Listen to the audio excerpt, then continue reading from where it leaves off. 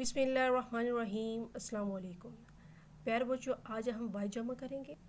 واحد ایک شخص یا ایک چیز کو واحد کہتے ہیں، جیسے لڑکا، مقصد، کتاب۔ جمع ایک سے زیادہ چیزوں کو جمع کہا جاتا ہے، جیسے لڑکے، مقاصد، کتب وغیرہ۔ آئیں ہم اب واحد جمع کی مشق کرتے ہیں۔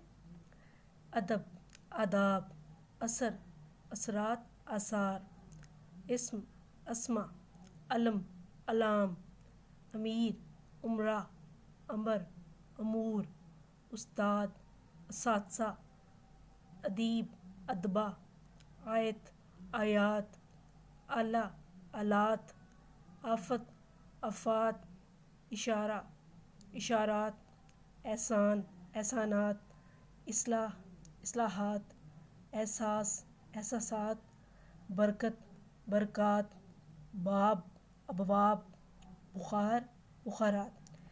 پیارے بچوں، ویڈیو کو دوبارہ دیکھیں اور دی گئی جگہ پر لکھ کر اس کی مشق کریں۔